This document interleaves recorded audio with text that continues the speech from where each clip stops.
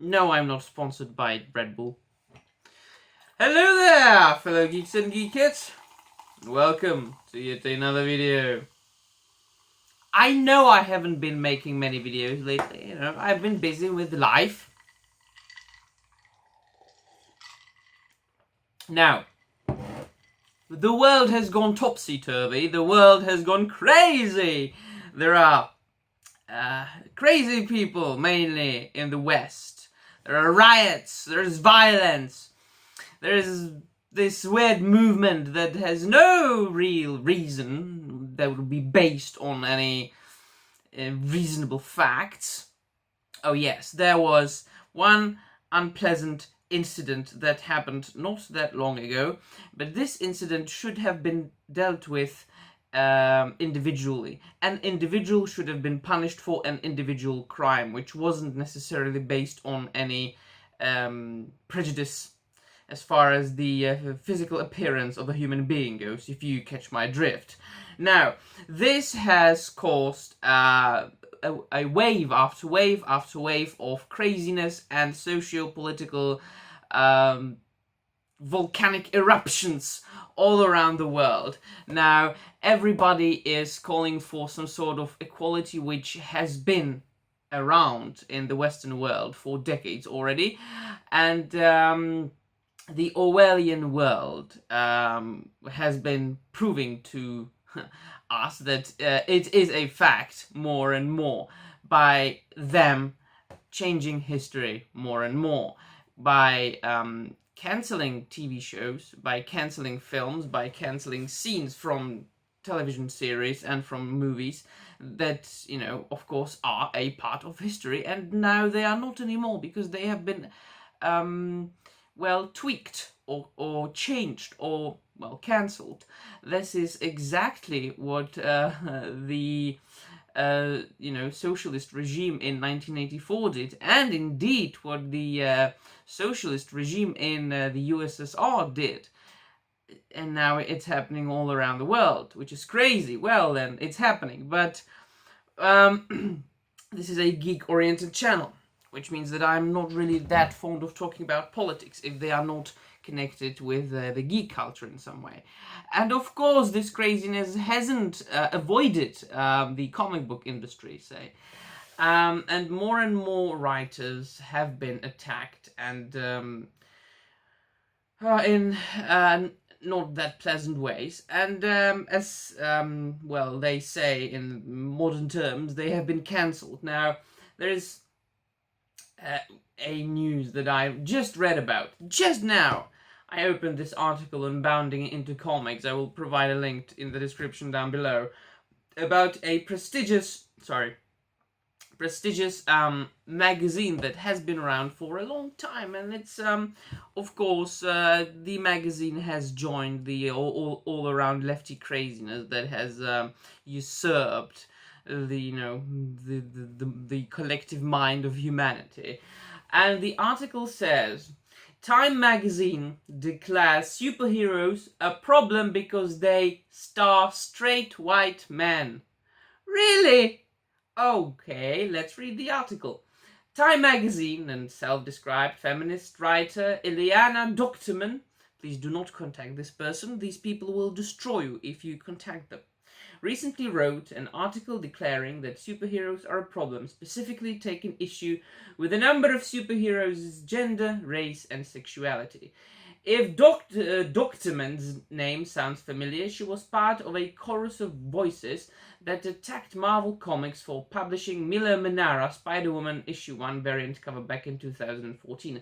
Milo Manara is, by the way, an extremely popular and talented comic book artist, coming, I believe, from Europe. So, bugger off, Time magazine, and bugger off, Dokterman. Do you want to, who destroyed art the last time? Who burnt books? Who tried to change history? Think about that, twat. Now, in her article titled, "We are re-examining how we portray cops on screen. Now it's time to talk about superheroes," she declared that superheroes are a problem because they are cops with capes.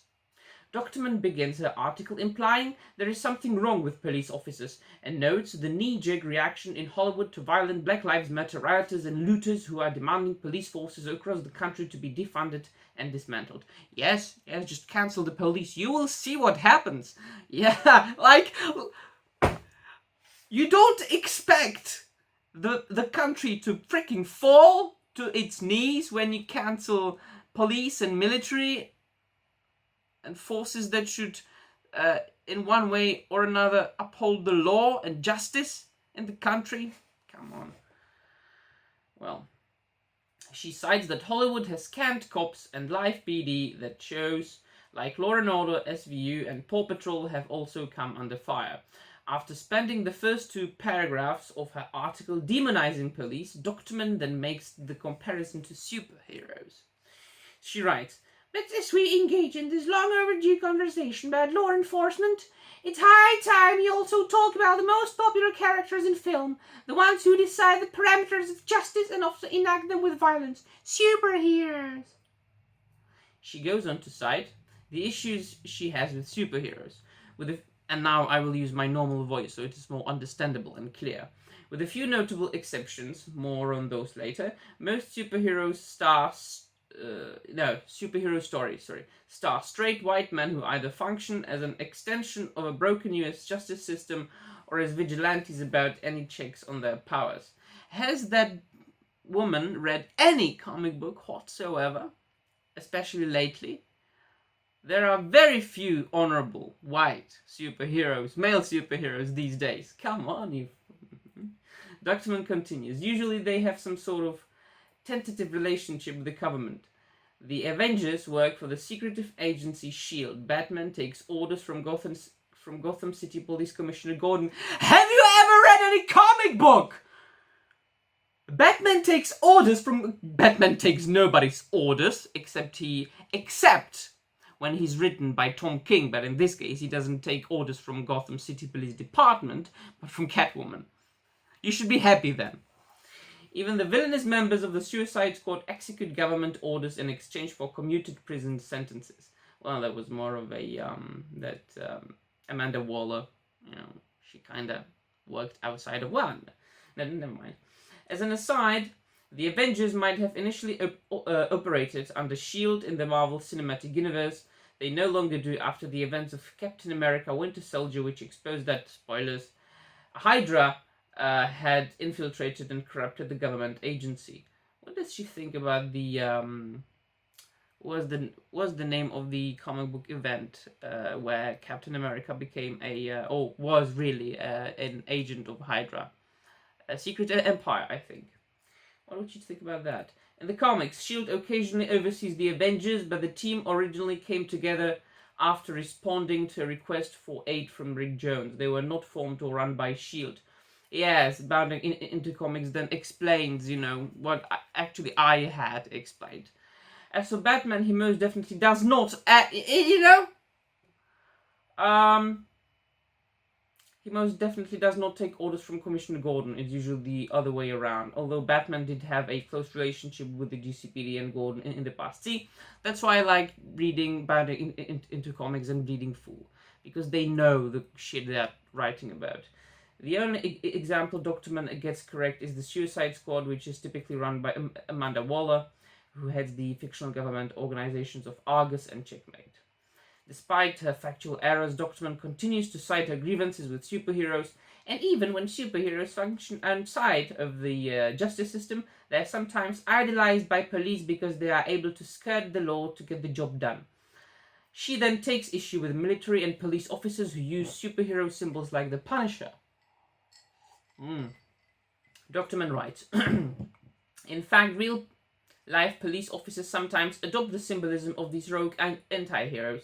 The Punisher, a brutal vigilante introduced in 1974 Spider-Man comic who also starred in a 2017 Netflix series, has become an emblem for some cops and soldiers, to the point where Marvel felt the need to address this idolatry in the pages of its comics.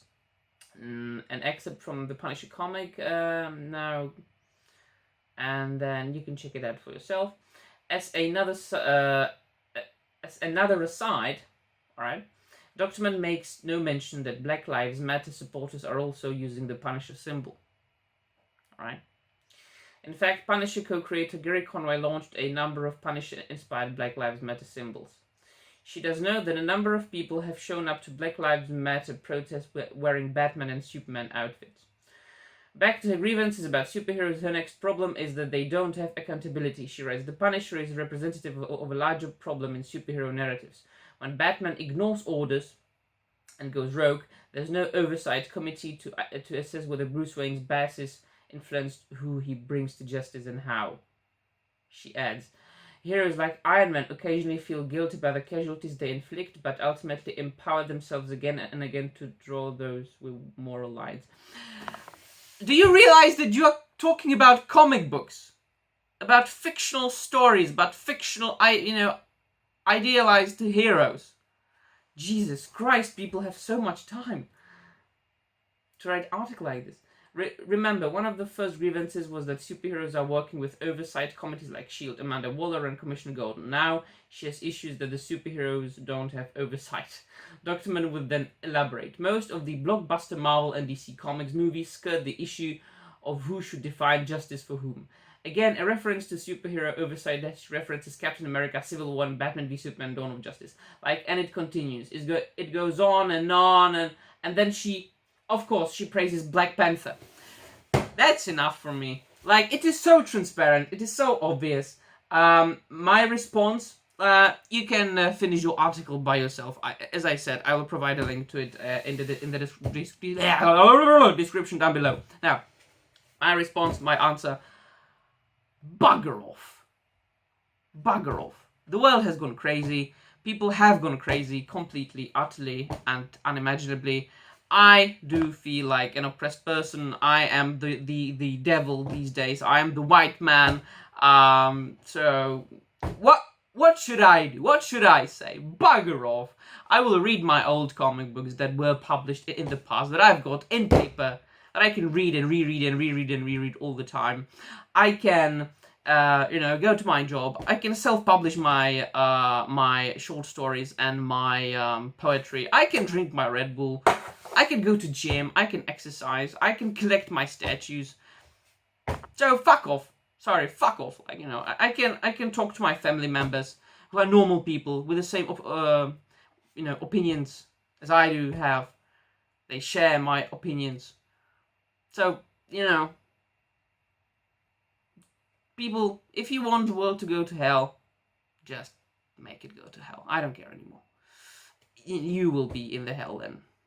So yeah, bye.